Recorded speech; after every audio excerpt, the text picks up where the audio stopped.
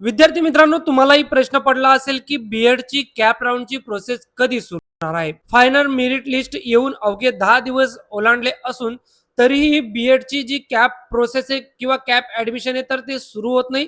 त्यामुळे असंख्य जे स्टुडंट असतील किंवा ज्यांना बीएड ला ऍडमिशन घ्यायचे असेल तर अशा विद्यार्थ्यांना एकच प्रश्न पडला आहे, तो म्हणजे बीएड ची कॅप प्रोसेस ही कधी सुरू होणार आहे.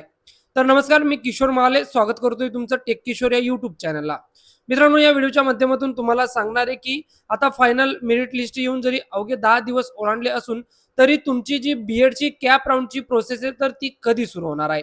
आणि या वर्षी एवढी जो कॅप राऊंडची प्रोसेस आहे तर हिच्यामध्ये डिले का होतोय याचं सुद्धा कारण मी तुम्हाला देणार आहे. त्यासाठी व्हिडिओ शेवटपर्यंत बघा. तर बघा, मी आता आलेलो आहे ऑफिशियल सीईटी सेलच्या वेबसाईटवर, जिथे तुमची कॅप ऍडमिशनची जी प्रोसेस आहे तर ती कॅप ऍडमिशनची प्रोसेस ही सुरू होणार आहे किंवा इथं संपूर्ण प्रक्रिया ऍडमिशनची ही पार पाडली जाणार आहे. आतापर्यंत तुम्ही तुमचा फॉर्म भरला आहे, त्यानंतर डॉक्युमेंट व्हेरिफिकेशन झालं, त्यानंतर पहिली अल्फाबेटिकल मेरिट लिस्ट आली, त्यानंतर फायनल मेरिट लिस्ट आली आणि त्याच्यामध्ये देखील तुमचं नाव आलं. परंतु आता एकच प्रश्न सर्वीकडे, तो म्हणजे याची जी कॅप प्रक्रिया आहे म्हणजे जे कॅप राऊंड आहे तर ते कॅप राऊंड कधी सुरू होतील.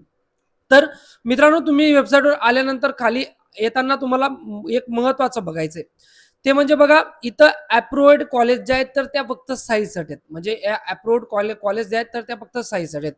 आणि मी 2-3 दिवसा पहिले चेक केलं होतं, फक्त एकच अप्रूव्ड कॉलेज इथं होती. आता बघा, तुम्ही टोटल रजिस्ट्रेशन झाले 67,772. त्यानंतर त्याच्यामध्ये ऍप्लिकेशन लॉक झाले 63,008. त्यानंतर ऍप्लिकेशन व्हेरिफिकेशन झालंय 56,123. तर एवढे ऍप्लिकेशन आहेत आणि फक्त आतापर्यंत अप्रूव्ड कॉलेजमध्ये 66च कॉलेज या अप्रूव्ह झालेल्या आहेत. तर नेमकं घोड इथे आहे. आतापर्यंत जी प्रक्रिया पार पडत आली त्यानंतर कॉलेज प्रत्येक दरवर्षी कॉलेज सबमिशनसाठी एक ठराविक डेट ही देण्यात येते, परंतु त्या क्रायटेरियामध्ये कॉलेज सबमिशन किंवा कॉलेज व्हेरिफिकेशन हे झालेलं नाही. त्यामुळे सध्या कॉलेज अप्रूव्हची जी प्रक्रिया आहे तर ती अप्रूव्हची प्रक्रिया सध्या राबवली जात आहे. त्यामुळे अजून किती उशीर लागू शकतो हे अद्यापही स्पष्ट करण्यात आलेलं नाही. परंतु मी 2 दिवस पहिले पाहिलं होतं तर इथं 1 ते 2च अप्रूव्ड कॉलेज दिसत होत्या आणि आता 66 दिसत आहेत. म्हणजे याचा अर्थ ही प्रक्रिया थोडी जोरात सुरू झालेली.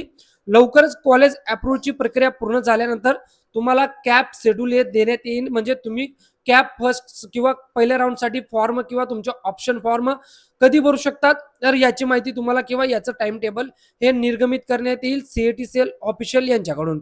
तर महत्वाचं रिझन हेच आहे की आता अजून कॉलेज अप्रूव्ह झालेले नाही, पाहिजे तेवढ्या कॉलेज या अप्रूव्ह झालेला नाही. त्यामुळे या प्रक्रियेमध्ये उशीर होतोय, डिले होतोय, हेच महत्वाचं आणि जे मेन रिझन आहे तर ते मेन रिझन या वर्षी बीएडचे ऍडमिशन लेट होण्याचं आहे.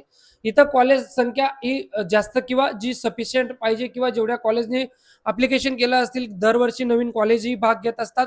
त्यामुळे अशी जी कॉलेज अप्रूव्हची प्रक्रिया आहे तर ती अप्रूव्हची प्रक्रिया सीईटी सेल यांच्या मार्फत सध्या राबवली जात आहे. त्यांना परत डेट एक्सटेंड या देण्यात आलेल्या आहेत. त्यामुळे या वर्षी उशीर झाला. त्यांना डेट एक्सटेंड देण्यामुळे, कारण जोपर्यंत सफिशियंट कॉलेज येत नाही, कारण एवढे मोठे रजिस्ट्रेशन एवढे स्टुडंट ऍडमिशन घेत आहेत तर त्यासाठी तेवढ्या कॉलेज देखील असायला पाहिजे. त्यामुळे ही जी ऍडमिशन प्रक्रिया आहे तर ती ऍडमिशन प्रक्रिया लेट होते विद्यार्थी मित्रांनो यावर्षी. तर तुम्हाला ही माहिती कशी वाटली कमेंट करून नक्कीच सांगा आणि हा व्हिडिओ तुमच्या विद्यार्थी मित्रांपर्यंत नक्कीच शेअर करा.